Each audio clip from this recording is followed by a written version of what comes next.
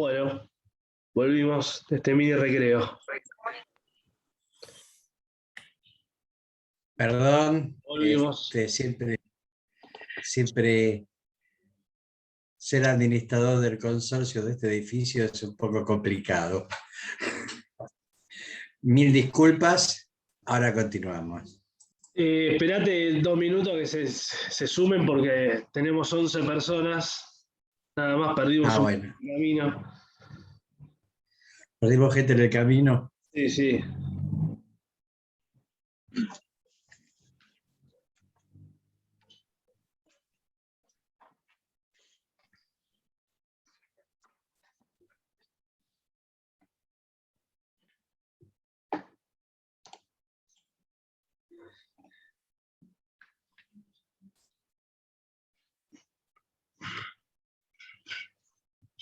Manden al grupo que volvimos ya, los que están presentes. Así ¿Qué? No, digo que manden un mensajito al grupo que tienen, que se vayan sumando, que ya volvimos.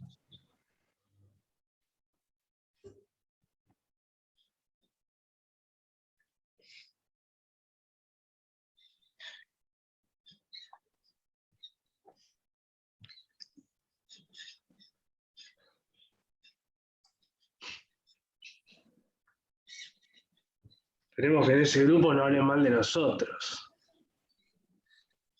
¿Qué? Esperemos que en ese grupo no hable mal de nosotros, digo.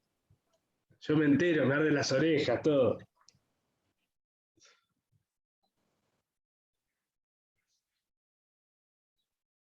Bueno, bien, ya avanzamos a gran número, tengo 22. ¿Y había cuántos? Y había más de 40.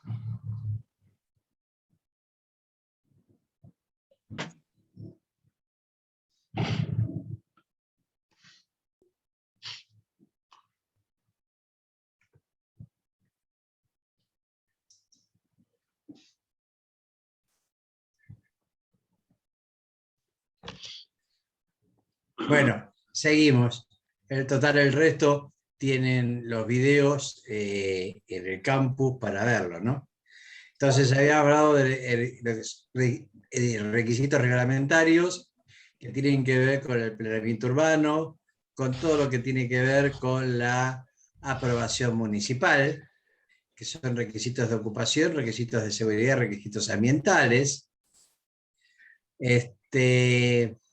requisitos de seguridad que tiene que ver con la incompatibilidad de productos almacenados, tiene que ver con el cubitaje y la aprobación municipal en función de este cubitaje, procesos compatibles e incompatibles, construcciones de construcción en cuanto a cabina de pintura se refiere, análisis de riesgos, en cuanto a ruidos, humos, etcétera, etcétera, que tiene que ver con la ley de higiene y seguridad. En los requisitos ambientales tienen que cumplir requisitos legales, previenen incidentes ambientales y previenen y dan respuesta a las emergencias. Obviamente, esto es un claro cumplimiento de la ley de higiene y seguridad y un claro cumplimiento de las normativas municipales en cuanto a habilitación de empresas para poder producir y determinado tipo de producción. Tiene que haber una clara provisión de servicios de luz, gas y de agua en la planta donde nosotros vamos a poder construir. Luz para la luz y el gas para los tres son para procesos.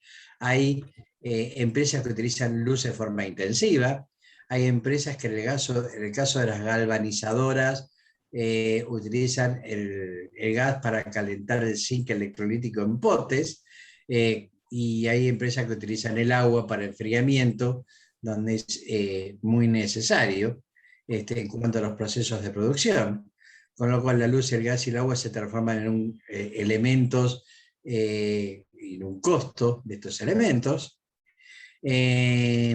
Instalaciones auxiliares. En cuanto a la provisión o el funcionamiento de aire comprimido, tratamiento de efluentes, red de comunicación interna dentro de la planta y equipamiento de frío en cuanto a productos que necesitan, después de producirse, que se mantenga en frío, que haya un claro mantenimiento de frío, y hay otros productos que necesitan calor. Por ejemplo, las plantas galvanizadoras, después de producir las bobinas galvanizadas, se tienen que mantener una temperatura determinada que inhibe la formación de óxido blanco dentro de las chapas de la chapa galvanizada. Y las empresas que se dedican a productos alimenticios, por ejemplo, en el caso de la Serenísima o los productos lácteos, donde una vez que se produce el producto tiene que estar refrigerado y no poder perder la cadena de frío. Las vacunas, como ahora. Las vacunas con la cadena de frío necesaria, con lo cual digo, el equipamiento de frío o el equipamiento de calor necesario para que llegue el producto en condiciones óptimas al consumo humano, ¿no? La ubicación de los depósitos auxiliares, es decir, tener claro dónde va a estar el depósito de la materia prima, si existieron depósitos de insumos indirectos o depósitos intermedios, ver claramente la ubicación de los depósitos de insumos o de productos intermedios, o los depósitos de productos terminados donde va a estar ubicados. Tiene que ser una cuestión funcional en cuanto a la producción y en cuanto a la salida y entrada de productos. El almacén de materia prima tiene que tener una entrada de facilidad para poder entrar y salir camiones, y lo mismo que los depósitos de productos terminados, camiones o camionetas, de acuerdo sea el producto que yo voy a transportar. Restricciones de un layout. El layout, en general, si yo respeto la superficie que tiene la planta y sigo las normas en cuanto a habilitación, no tiene mayores restricciones, pero de alguna manera una restricción es la superficie. Supongamos que yo quiero meter una planta y no tengo la superficie apta para poner las máquinas en esa producción. Financieras, en cuanto no cuento los recursos para comprar máquinas que se dediquen a la producción, o comprar el espacio para que funcione la planta. Políticas en cuanto a la no habilitación de la municipalidad, que el edificio exista o que no exista, que los accionistas estén o aprueben o no la instalación de una determinada planta en un determinado lugar, y que en cuanto a la utilización de máquinas usadas, que estén en condiciones óptimas para poder producir, y restricciones legales en cuanto a la legalidad no solamente de la poder producción en cuanto a la ley de higiene y seguridad, sino en cuanto a la habilitación municipal y en cuanto a la respeto y restricto de la ley de higiene y seguridad. Herramientas utilizadas. Bueno, acá ustedes van a utilizar, y esto tiene más que ver con la práctica, con esta cuestión que le va a enseñar Cristian, cómo poder hacer un layout de forma práctica. Hay distintas metodologías para hacer un layout. En general, no, si bien hay metodologías que te ayudan a hacer un layout, generalmente tiene que ver con el más común de los sentidos, que es el sentido común. el cálculo de la superficie, determinación de los espacios por extrapolación y utilización de las normas del espacio. La utilización de las normas de espacio tiene que ver con normas de espacio aplicables para determinar superficie mínima. Todo esto lo van a encontrar en la ley de higiene y seguridad, ¿no? La longitud anchura, más 45 centímetros por 3 de sus lados, más 60 centímetros en el lado donde se sitúa el operario, coeficientes, que los espacios para, tiene que tener 1,3 metros para el movimiento solo de personas, 1,8 para el movimiento de carretillas, mayor a la necesidad. Bueno, todo esto está en la ley de higiene y seguridad y se utiliza para hacer el layout de planta. Otras herramientas. Las otras herramientas que se utilizan son diagrama de interrelación, diagrama de relación de actividades, relación de espacios, cursogramas analíticos, el diagrama de hilos, son todas herramientas que se utilizan para la determinación de los distintos layouts de planta.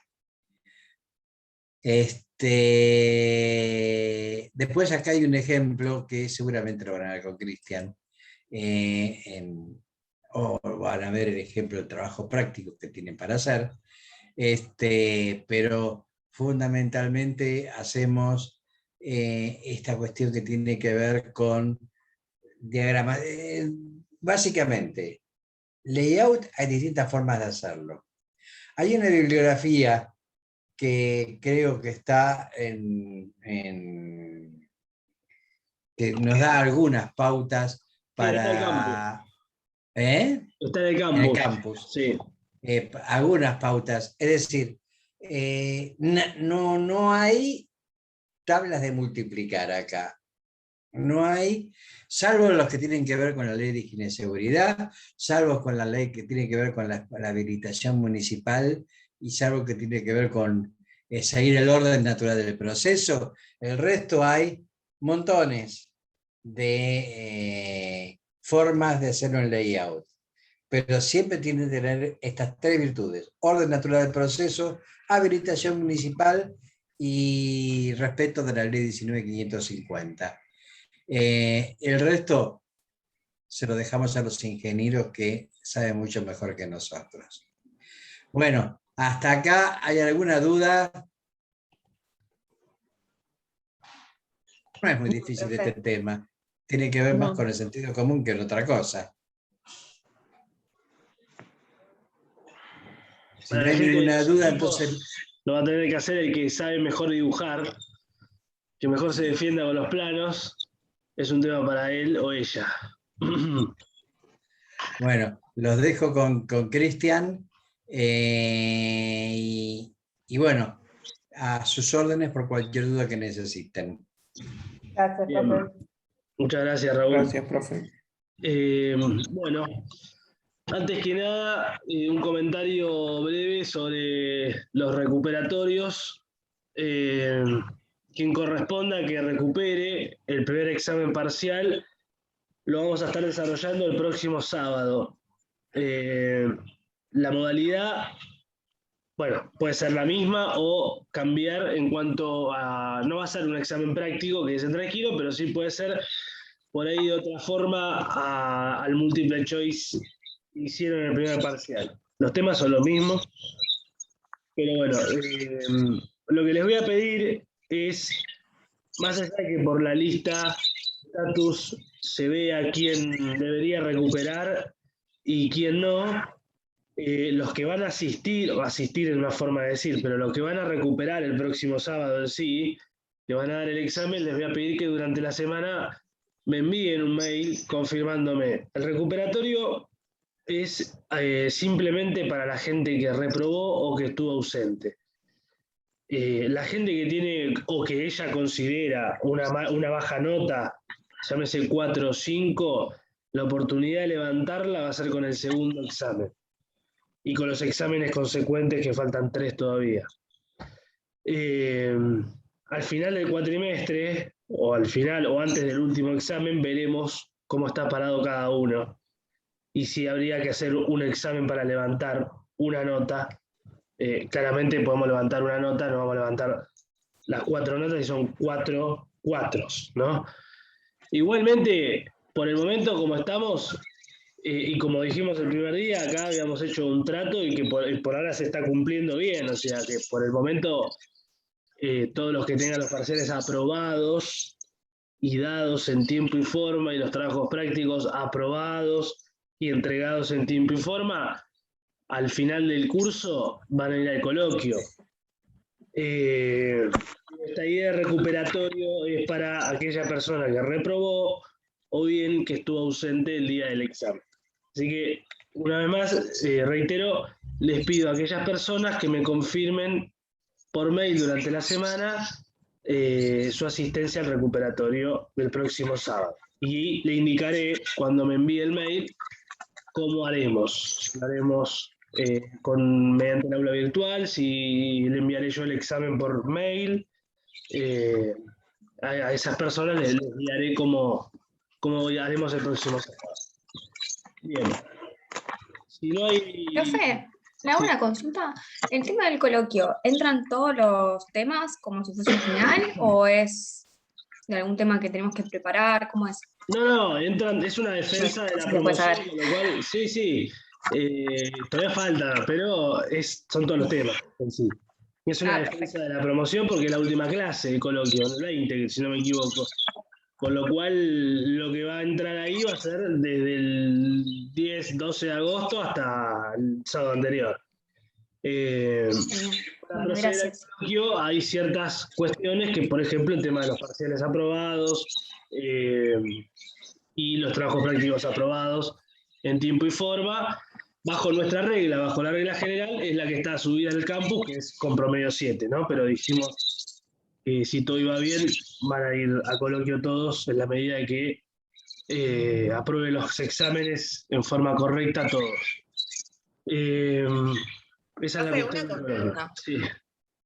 ¿El coloquio es oral? O sea, es en clase. Coloquio es oral, es en la hora de clase, sí. Bien. Pasa por equipo, pasan los equipos, es oral, o sea, se hacen preguntas, se evalúa al equipo y en el caso de que haya alguien destacado o muy bajo, o sea, los extremos, en ese caso sí se puede evaluar a esa persona en particular. O sea, si el equipo viene excelente y a una persona y 5 preguntas, 4 preguntas que no responde, es una situación extrema esa, ¿no? Puede pasar. O sea, profe, si una persona del equipo está media floja, ¿afecta a todo el grupo la nota? Sí, claro. Sí, porque es en equipo. Por eso la famosa frase del primer día, de la cuna a la tumba todos juntos. De la cuna del primer día de clase al último. Por eso el tema del trabajo en equipo durante todo el cuatrimestre. Pero bueno, todavía falta para el coloquio, no hay que preocuparse. Igual cuando llegue su momento vamos a tener una charla respecto sobre ese tema y me pondré a disposición para los equipos en esa semana para las consultas que tengan referidas al tema y la cuestión de temas tratados en la clase, ¿no? Bien. Bueno, como decía, el tema del trabajo práctico de localización lo voy a estar viendo en la semana. Este trabajo práctico va a tener fecha de entrega el día lunes, con lo cual la idea es que en la semana ya vaya devolviendo ambos trabajos prácticos. Y les voy a pedir que este trabajo práctico en particular, layout, lo entreguen por mail, como hicimos, creo que en el trabajo 2, si no me equivoco. Al mail mío, cada líder me entregue el trabajo práctico y me indique, bueno, todos los integrantes que trabajaron y el nombre del líder, ¿no? Que seguramente sea el remitente del correo. El día lunes, entonces, esperaré las entregas de cada equipo. Y refiriéndonos al tema de hoy... Perdón, profe, ¿en qué horario del lunes es el lunes hasta las 23:30 estoy despierto yo. Así que no hay problema. Gracias. Así que, volviendo al tema de hoy, un tema muy, muy importante y muy interesante de cara a lo que ocurrió y de cara a lo que viene. ¿Por qué? Porque lo que ocurrió es que ya hemos aplicado la famosa localización de planta mediante un método de localización correspondiente según qué se aplica el método de localización correspondiente. A ver, ¿quién me responde? ¿De qué dependía aplicar un método de localización u otro? O un parámetro a evaluar. Según las El variables, tipo de empresa, ¿Tipo de empresa en qué sentido? a qué se dedica, si es de logística, si es una empresa de producción, Bien, lo primero que tenemos que ver es precisamente la actividad de la empresa, a qué se dedica. Porque en base a qué se dedica es donde voy a tener las variables más relevantes para aplicar un óptimo método de localización, ¿no? Una vez que yo aplico el método de localización, porque puede ser el método de factores ponderados o del punto de equilibrio o del centro de gravedad, una vez que ubico la planta en el lugar más conveniente, en base a la variable que haya optado a elegir, a evaluar, va a llegar el momento de distribuir máquinas, equipos y personas, que es esto donde estamos parados hoy. Y por eso digo que hay un antes y un después. El antes es lo que venimos viendo, el análisis de negocio, todo. Y el después es el punto de partida, el layout. Porque yo busco la mejor distribución, la distribución más óptima de máquinas, equipos y personas, a los efectos de lograr una optimización de recursos, de tiempos, precisamente de producción, o sea, aumentar la productividad, la eficiencia. Y todo esto vamos a ir midiéndolo en las próximas clases, ¿no? Con lo cual, el punto de partida es el layout, porque un buen layout a mí lo que me va a permitir es reducir los tiempos, por ejemplo, de trabajo o de retrabajo, o reducir los costos que puedo llegar a incurrir, mejorar la productividad. Básicamente, los objetivos que persigue esta materia: aumentar la productividad, siendo más eficiente y reduciendo los costos y optimizando los tiempos. Toda esa frasecita es la que va a rondar de acá al fin del curso, porque en definitiva el nombre de la materia lo dice: planeamiento y administración de la producción. Planeamiento y administración y gestión, podría agregar, de la producción de brindar un servicio también, lo puedo anexar acá, porque es optimizar, mejorar costos y mejorar productividad de lo que sea. Entonces, el punto de partida es el layout. ¿Y qué tenemos que tener en cuenta primero en un layout para realizarlo correctamente? Bueno, primero los 6 principios que ahí vieron en la teoría. Esos 6 principios son inalterables y cada principio tiene un porqué, que es lo que estuvieron viendo con Raúl hoy temprano. Cada principio tiene un porqué y cada principio debe ser respetado. No es que dependiendo de la distribución se aplica 1 o 2 principios de los 6. No, los 6 van de la mano en todo tipo de distribución. Y como vieron, puede ser una distribución por proceso o una distribución por línea. La distribución por línea era la distribución más conocida por ahí porque es una línea de producción. Y en procesos puede ser, por ejemplo, el tema de fabricaciones de automóviles. Este tipo de distribución lo tenemos que tener en cuenta antes de realizar un layout. Por eso tenemos que conocer el producto claramente que vamos a fabricar. Tenemos que conocer previamente al producto la actividad a la que se va a dedicar la empresa, los costos, los tiempos estimados. Y bueno, todas estas son técnicas que vamos a ir viendo de cómo calcular los tiempos, estándares, por ejemplo, cómo calcular los costos, cómo reducir los costos. Entonces, ¿y cómo medir la eficiencia y la productividad a través del balanceo de línea en el caso de una distribución lineal?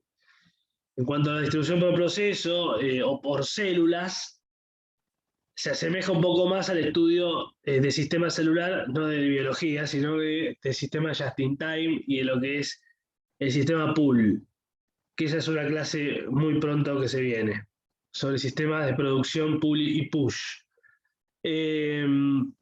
Bien, entonces lo que buscamos con el layout, ¿qué buscamos con el layout entonces? A ver, ¿quién me resume los objetivos más básicos de un layout? Mientras voy compartiendo lo de hoy. Ubicar cada proceso que tiene la empresa, o sea, cada proceso productivo, de manera... Y hacerlo eficiente. Claro, Bien, hacerlo de manera eficiente. natural. Bien, bien. Ahí los dos dijeron algo importante, hacerlo eficiente, y por ahí la compañera dijo el tema del orden natural, ¿no?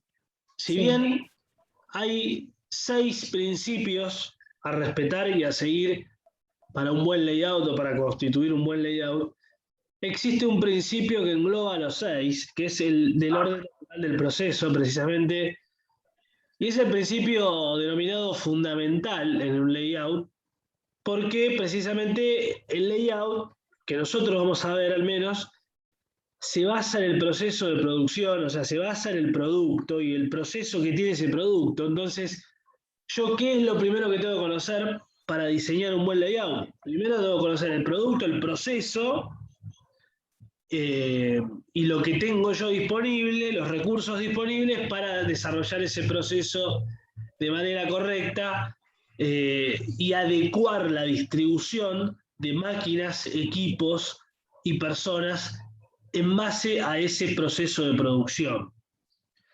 Entonces, el orden natural del proceso es el principio fundamental del layout, más allá de que estén los otros 6, que también son fundamentales, ¿no? Pero el orden natural del proceso es como que engloba los 6 anteriores. ¿Qué ocurre si yo tengo un mal un layout? Es una pregunta de coloquio esta, que suelo hacer a veces, cuando tomo ese tema. Se disminuye la eficiencia, se aumenta el tiempo de Productividad. producción. ¿Cómo? Baja la productividad. Alargan los tiempos de... Bien. Disminuye la eficiencia, aumentan los tiempos de producción. También puedo utilizar más recursos de que los que en realidad necesito. ¿Y eso qué me Aumentan los genera? costos. Estoy tomando un mini coloquio, ¿eh? ¿Y eso qué me genera? Más costos. Aumento de costos ¿Qué costos? Fijos. fijos O variables también. y variables Directos también y puede variables. ser. ¿Variable cuál? Ambos. El Así que se- dijo el la profesor mano de obra. de mano de obra indirecta. ¿Variable cuál? La mano, Depende, La depende materia- si es un recurso directo o indirecto. Si es algo del producto, directo. Si es algo que que está relacionado con el producto, es indirecto. Bien. Puede ser también, claro, ¿Cuáles porque son los se puede componentes del perder. costo variable? En el costo la variable materia se puede prima. pérdida de Mano de materia obra. prima, mano de obra, extra. Componentes del costo variable, son 3. Uno No sabía.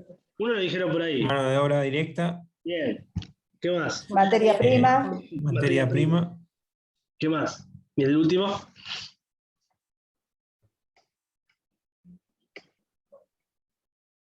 La carga fabril. La carga fabril o gastos generales de fabricación. operación, También, Claro. claro, que ahí va lo que es indirecto. operacionales. Exactamente. Ahora, de esos 3 elementos del costo variable, volviendo a la pregunta de que repercute en mayores costos esto, ¿en cuáles creen ustedes que son más preponderantes en el análisis? En carga fabril. No, la materia prima para mí. La materia prima. Bien, ¿y La qué materia más? prima. Y la mano de La obra. mano de Mano obra. de obra. Bien. Claro. Y el costo de mano de obra, hay algo que dijeron ustedes como objetivo del layout. ¿Qué es lo que me va a mostrar el aumento del costo mano de obra? El tiempo de El producción. tiempo de El producción. tiempo.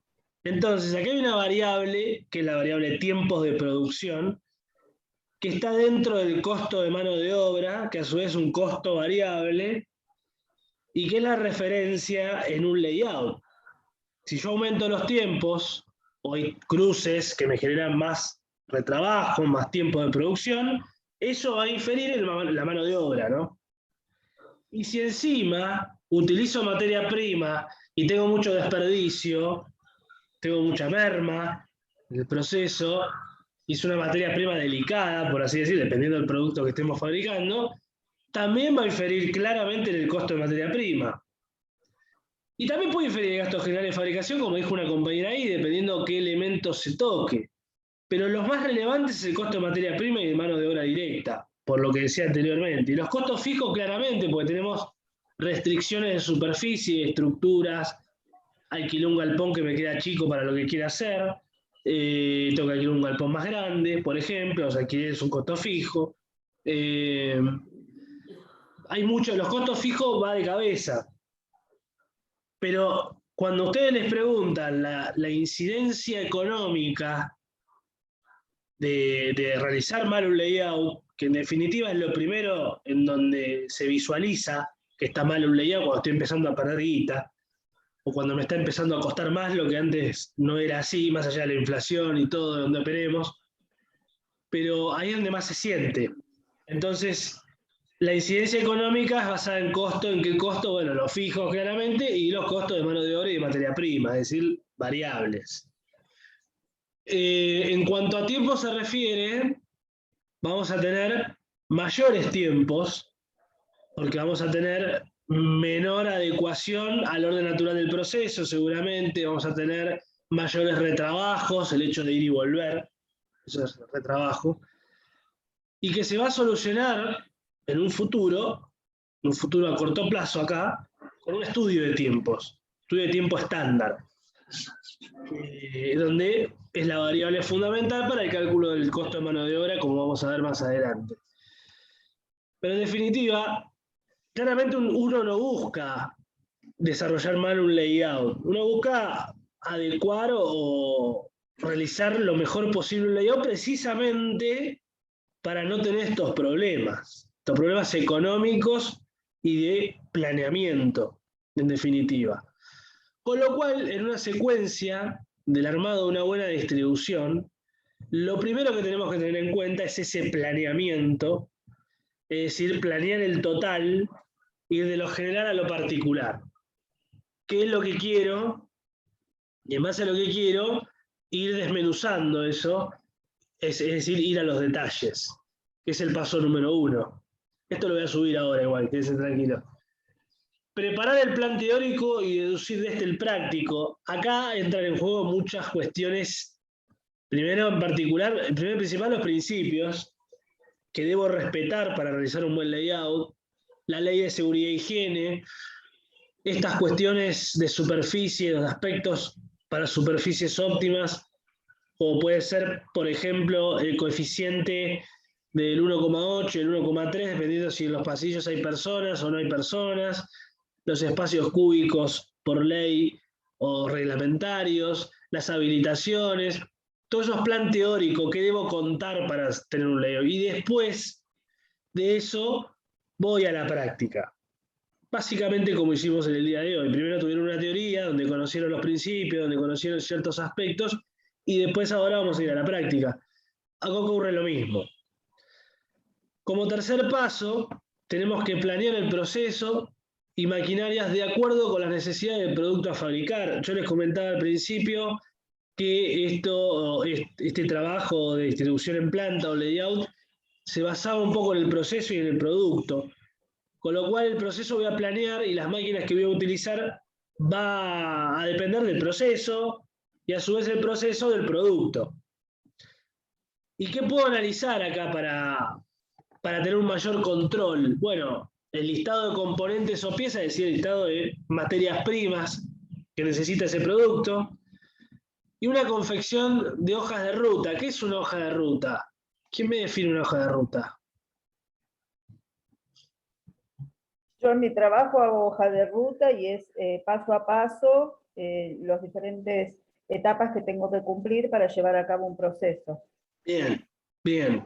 Exactamente. Ese es un claro ejemplo de hoja de ruta.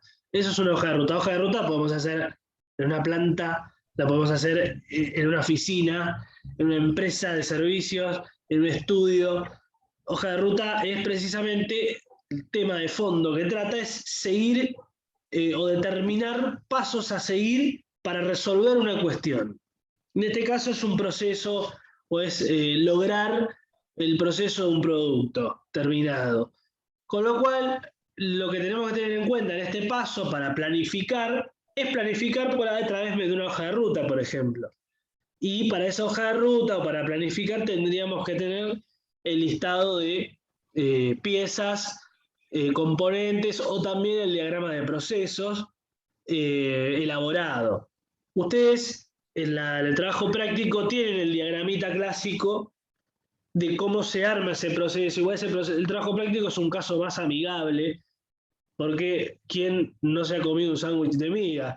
Entonces, o armado tal vez, caseros. Entonces, es un poco más amigable en el sentido amigo de lo general, de la generalidad, y no es un producto, una pieza específica que hay que fabricar y tenemos que diseñar el layout de esa planta.